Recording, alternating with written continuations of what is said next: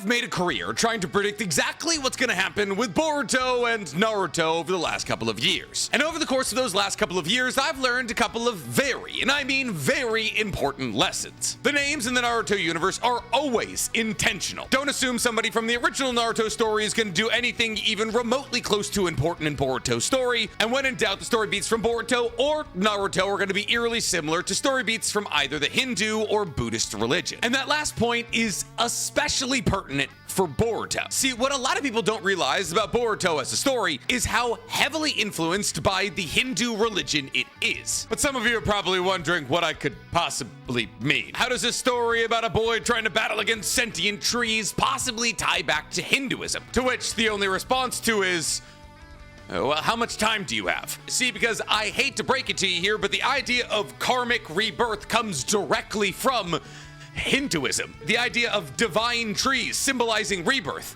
Hinduism, living an immortal life through sacrifice, ties to the idea of the Asura in Hinduism. And oh yeah, Asura and Indra, they're from Hinduism as well. Though, ironically, they're kind of in reverse roles in Naruto than they are in Hinduism, as Asura are the bad guys in Hinduism, and Indra are the good guys. Well, not good, good guy. There's multiple Asura, there's one Indra. And therefore, ironically, one of the most surefire ways to figure out what's gonna happen in Boruto is simply to understand the text that it's based off. And thus today, I wanna help you do exactly that. See, because I was emailed recently by a person by the name of Impaleds, or at least that's what they're called on Gmail, and they wrote me the most compelling theory for how Boruto was gonna pan out that I've ever received. And they did it all simply by basing the rest of Boruto's story off what it's already been based off: Hindu lore. And thus today, I want to try and help you find enlightenment with this theory as we discuss Boruto's finale, Revealed. But before we get to revealing anything, guys, please, from me, like this video, subscribe to the page, and hit that noti bell. And if you're looking for one additional NC Hammer 23 video a week, you can go ahead and find my Naruto reaction series in the fourth wall link in my description below. We're on to the Chunin exams. Rock Lee is beaten down on Sasuke. So Nick, what, are we having a theology class today? Well, not really, but kind of. See, if you well and truly want to understand the piece of media that you love interacting with the most out of any media in the world, you should understand what that media is based off. And while there are a litany of things that have inspired both Kishimoto and Ikimoto to write their respective stories, religion is undoubtedly one of the biggest things. And thus today we're going to be talking about Boruto's plot in some pretty broad strokes. So let me give you the abstract, or the summary of what we're going to be talking about today. See, this theory essentially states something that we all already know, that Boruto as a story is no longer about ninjas. It's a story about cosmic war, karmic reincarnation, and the fall of divine tyranny. See, wildly enough, this theory does not begin with the beginning of Boruto or even Naruto's plot. This theory begins with the beginning of the Naruto universe, the Big Bang event, something that we believe will be revealed or talked about through the events of Boruto. And this theory states that in the very beginning of Boruto's universe, from nothingness, much like the beginning of our universe, the primordial tree of Samsara came into existence. And from that primordial tree were born the Otsutsuki. Now, I just said a lot of words that a lot of you probably don't know, so let me break down exactly what I'm talking about here. See, the tree of Samsara is an incredibly important symbol in both Hinduism and Buddhism, a metaphor that represents the cycle of birth, death, and rebirth, a symbol of the cycles of existence, often depicted upside down with its branches feeding into the ground and its roots feeding to the air. The branches of the tree of Samsara representing all the different kinds of beings. Animals, humans, devas, which are gods, and the roots stretching towards the sky are said to feed into the Brahman, which is known as the ultimate reality in Hinduism. Basically, Brahman is everything, an infinite spiritual core from which all things come. Now, this still sounds like a lot of jargon, but basically the idea here is that in the beginning of the Boruto universe, life began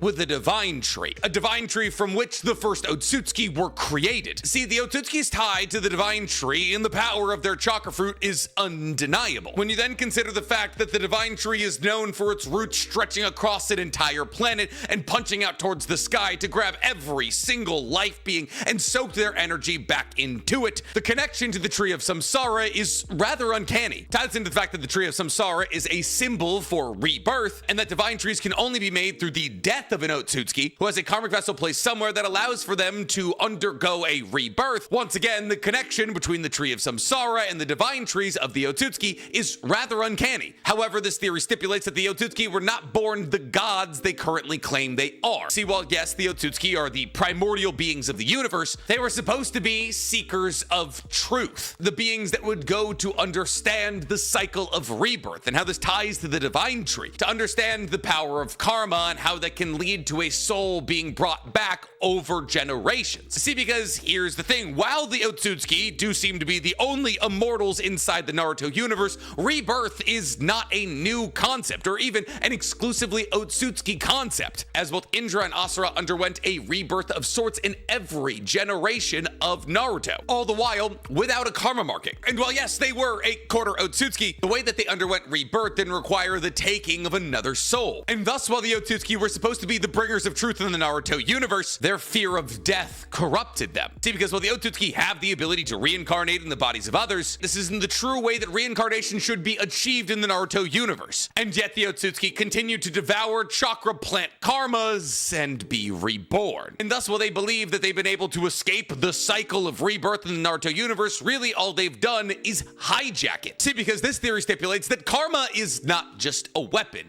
it is Samsara made weapon. See, while we've already talked about the tree of Samsara and symbolically what it means, Samsara itself is a Moryu symbol in the Hindu religion. It represents a continuous cycle where the Atman, or the soul, is reborn repeatedly based on karma, which in the Hindu religion is a lifelong accumulation of all of the deeds you've committed as a living being. You live an okay life where you're pretty good to some people, you come back as a human after death. You live a really bad life where you're really bad to a lot of people, you come back as a lower being. And if you're able to accumulate enough karma, you're able to break out of the cycle of reincarnation and you achieve moksha, or liberation. And while the idea of samsara was always supposed to be an integral part to the Naruto universe, the Otsutsuki have found a way to weaponize it by enslaving their very own. See, the reason that the Otsutsuki always travel in pairs, a higher rank and a lower rank, is because the Otsutsuki have found a way to hack samsara. The lower rank Otsutsuki is constantly in a cycle of giving their life to a 10 tails, turning into a divine tree that eventually bears a chakra fruit for their higher rank to consume. And because the lower rank is able to undergo karmic rebirth, they're essentially giving their power to their higher rank time and time again. But this consuming of entire planets and sacrificing of their lower rank only brings the Otsutsuki further and further away from what was originally supposed to be their goal, bringers of truth. That is to say that it deepens their spiritual decay, and their karma gets worse and worse. And this is where the plot of Boruto comes into play. See, whether you like it or not, Boruto and Kawaki are the main characters of this story. Two boys that both have karma markings, but are heading down drastically different paths. See, Boruto sees his karma marking as a curse. It's only ever brought him despair, whether it was allowing for Kawaki to be freed when Shikamaru and Mitsuki had him captured, or stabbing out Sasuke's eye. Every single time Boruto seemingly uses his karma marking, it ends in disaster. However, the reason that one day Boruto may be able to use his karma marking just like Kawaki is because of his Jougan, which translates to pure eye, an eye whose abilities may be nigh infinite, but at the very least has been shown to allow Boruto to see through things like genjutsu, to see where Otsutsuki's are gonna pop out while crossing through dimensions, to track chakra, and so much more. And thus, this theory stipulates that Boruto's Jougan may actually allow for him to see through the karmic web of the universe. That is to say that Boruto in this story is slowly but surely becoming the Dharma Eye. But what is the Dharma Eye? Well, in Hinduism, the Dharma Eye is an eye that symbolically allows for somebody to see the true nature of reality, free from illusion or delusion. An eye that allows for people to see through the superficial appearances of the world and grasp for the deeper meaning of everything. And if that sounds like it would be an important thing to have in Boruto, yeah, my god, would it? See, Boruto being the symbolic Dharma Eye makes a lot of sense when you consider the fact that he is one of the only people in existence who's currently able to perceive reality as it is, as omnipotence has shrouded the entire world in an illusion that makes them believe that Boruto killed Naruto and that Boruto is Kawaki and Kawaki is Boruto. And thus the idea of an eye allowing for you to see through illusion and delusion to grasp at the pure reality of the world makes a lot of sense when you consider the fact that the Jougan is an ability tied to the Otsutsuki, and it's already been set up in Boruto by Momoshiki that the Otsutsuki may have already tampered with Naruto's timeline multiple times. And thus maybe the reason the Jougan is so incredibly coveted amongst the the Otsutsuki is because it allows for you to see through the shroud of omnipotence all the way to the pure core of the universe. And thus this theory stipulates that the Jougan is not some rare dojutsu, but rather it's symbolic of the prajna, a concept that's core to both Hindu and Buddhist religions. That refers to achieving the highest form of understanding and intelligence, and thus the Eye of Dharma is used to achieve prajna. And thus if we continue pulling at this string, it tells us that Boruto's Jougan will allow him to see through things like the karma, illusion, and time. And maybe more importantly than anything,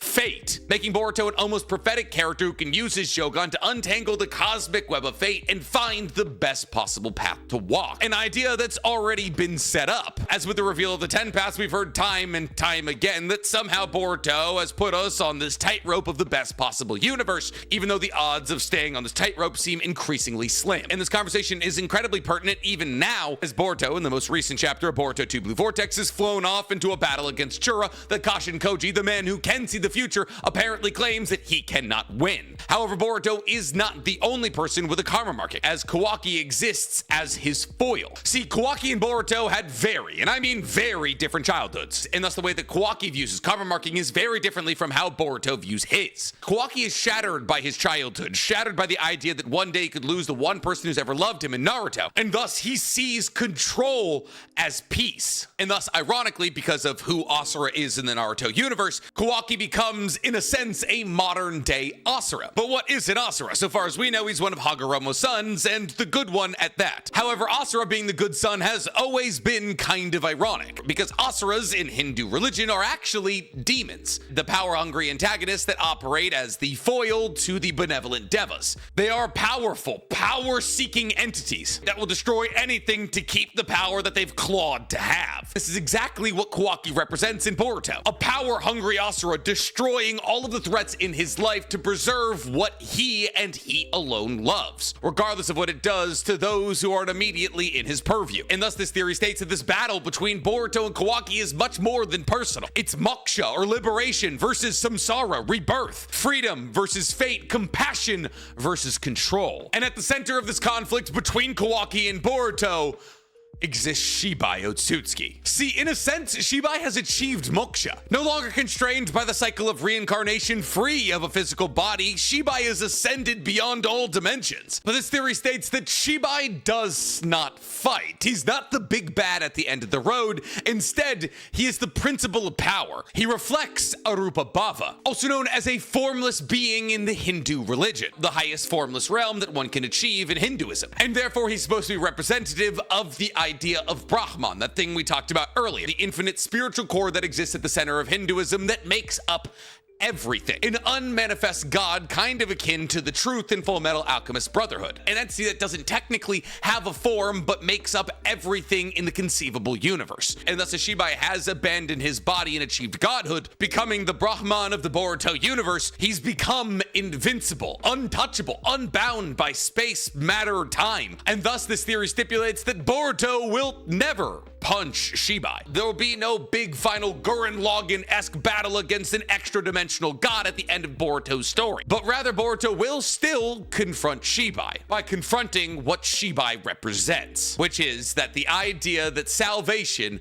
only comes through the achievement of godhood. See, for thousands of years, or possibly longer, this is the idea that the Otsutsuki have clung onto. The only feasible end to an Otsutsuki life is the achievement of godhood, like Shibai. And thus, the Otsutsuki must consume as many chakra fruits as possible, so that one day they may achieve exit from the cycle of rebirth, moksha. But Boruto's goal is to prove that this way of thinking amongst the Otsutsuki is actually the antithesis of the truth that they were supposed to seek. Boruto is meant to prove that the Otsutsuki who cling to life, consume the life of planets, and undergo rebirth time and time again are living their lives incorrectly. See, Boruto has Momoshiki inside of him, and rather than giving into the power that Momoshiki represents, Boruto has decided to cling to his autonomy. So far as we know, Boruto was the first ever being to have a karma marking and reject its intended purpose. Boruto exists as a literal representation of the breaking of the Otsutsuki rebirth cycle. He's not trying to become a god to achieve divinity, he's going to reframe what divinity means to an entire universe that's been misled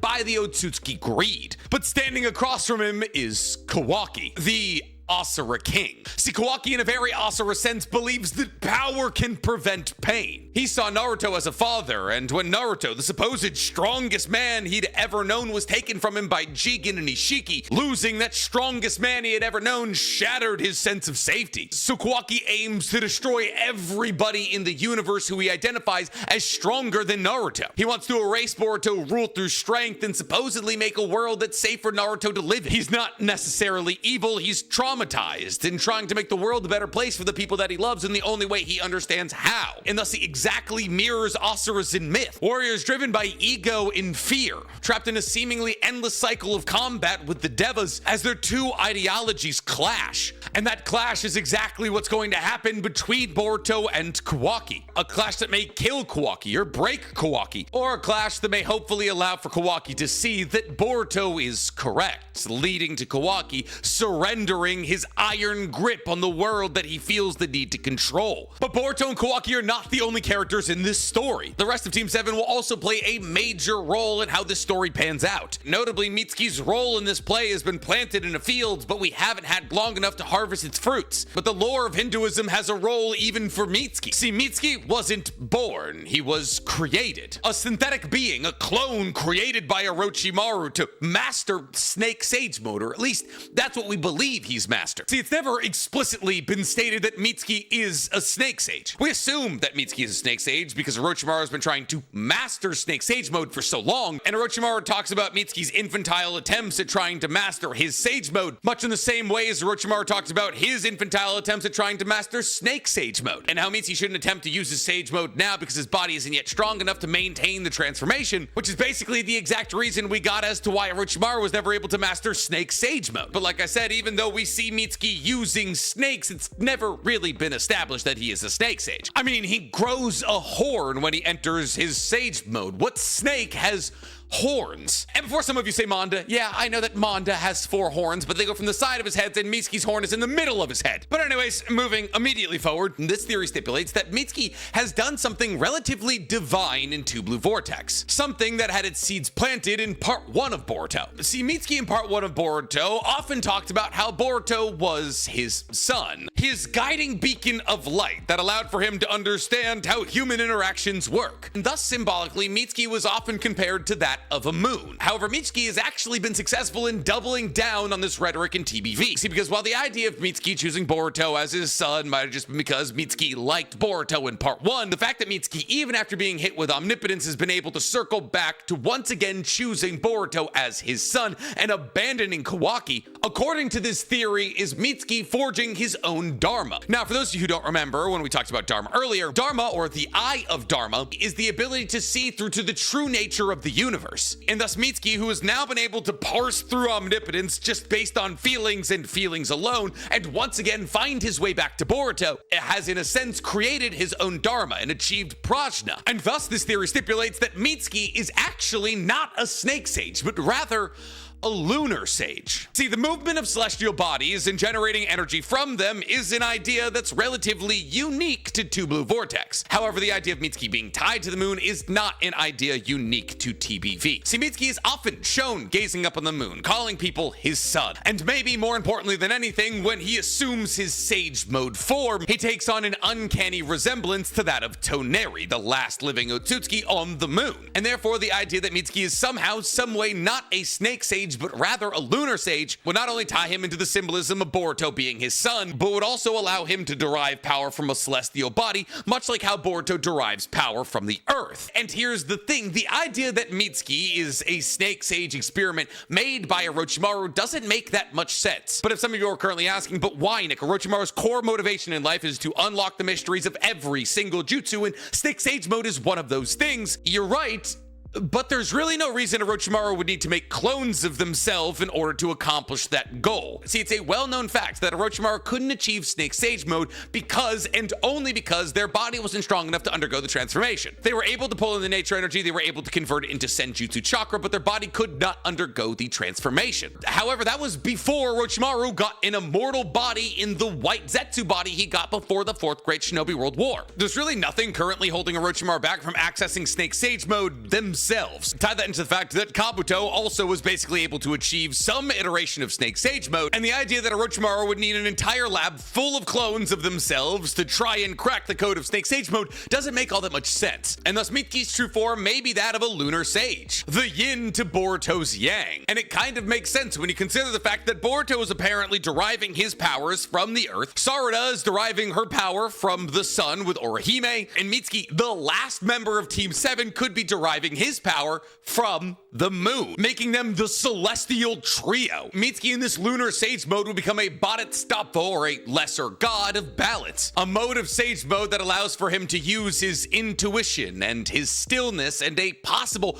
gravity control ability to prove to everybody in the Boruto universe that you don't need a past to shape your future. But what about Sarada? What's her role in all of this? Well, Sarada fills a very similar role as Sakura did in Naruto. She is not divine, artificial, or karma marked. She is the pure representation of human willpower. In the tree of Samsara, somebody has to be representative of the branch of humanity, and that's the role that she's been given. She is the proverbial boots on the ground, a representation of the grounded, clear-sighted justice that the gods up in the highest realm of existence often forget about. Her Mangekyo Sharingan, which is named after Ohirame, a different name for Amaterasu, the goddess of the sun, who is never known in Shinto mythology as a destroyer, but rather a bringer of light, as a representation of the literal sun itself, may finally get access to the most Shinto lore accurate abilities we've ever seen from a Mangekyo Sharingan. See, Amaterasu, while it is a sun-based ability used by Itachi and Sasuke, is kind of a misrepresentation of what Amaterasu exists as in Shinto mythology. Amaterasu is not a taker of life, but a giver of life. So much so that when Amaterasu fell into despair and cast herself into a cave, Amino Uzume, the goddess of revelry and dance, had to dance the Hinokami Kagura to bring her out of the cave because the entire world had been plunged into darkness. And the Sarada's abilities may not pan out truly as abilities meant to harm, but rather abilities meant to heal. Her Susanoo may have healing properties akin to Naruto's sharing of Kurama's chakra in the Fourth Great Shinobi World War. Her dojutsu may act as a dharma that may allow for her to burn away the truths of the world and not just cast flames like her forefathers. And thus, in that sense, she is an unblinking flame, the protector of the mortal world, a life giver like the sun. And together, Team 7 and Kawaki will have to take down Jura,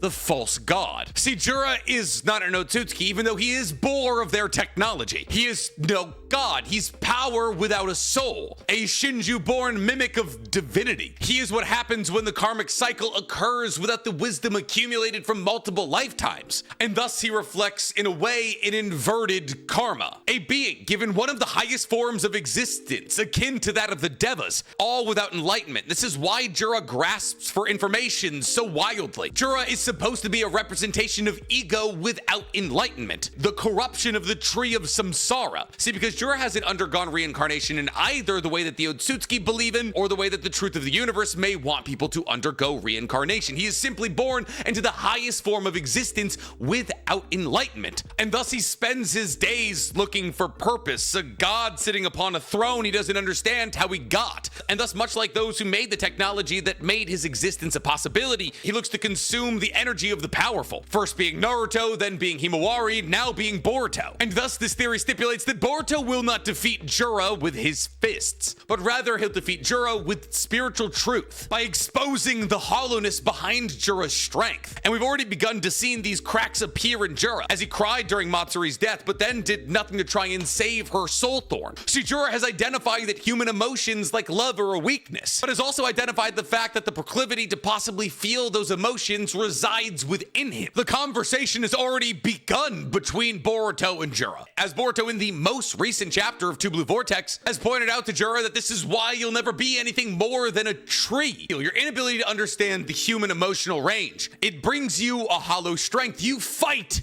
for nothing. And it's safe to assume that this conversation will continue until eventually, much akin to many of the biggest bads in the Naruto universe, Jura is made to realize that the main character is correct. And in this moment, Jura will achieve enlightenment, his ego finally given fruits to feed on. And in that moment, he will either give up his life or revert into the 10 tails that he was made from. But I know in the beginning of this video, I said that this theory would tell us how Boruto comes to an end, and we're getting there. In fact, we're there now. See, this theory stipulates that this story will not end with with a punch, but rather a realization made amongst the Otsutsuki, that divinity without compassion is hollow. To rule over an entire universe with no thought of the living beings under you isn't divinity or power. It's a hollow grasp of what we've already clawed to hold on to. It's power without purpose. The story will end with the Otsutsuki realizing that the karmic rebirth cycle can be broken, that the fate of death is not one to be feared. The Otsutsuki who cling to life and hack the karmic reincarnation cycle in hopes of one day achieving godhood will realize that all they have to do to enter into a formless state of reincarnation for the rest of their life is give up on the idea of staying alive forever. Give up on their physical form, something that many Otsutsuki have actually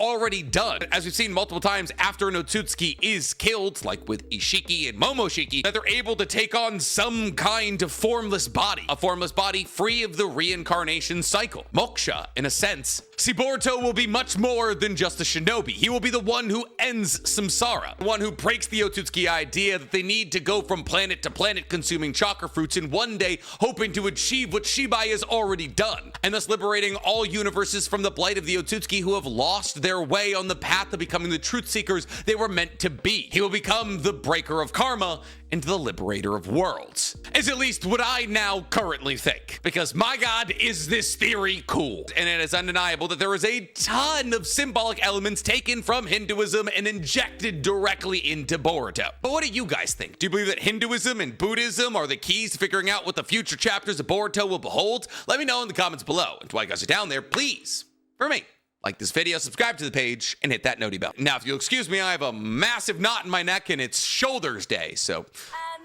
let's see how that goes.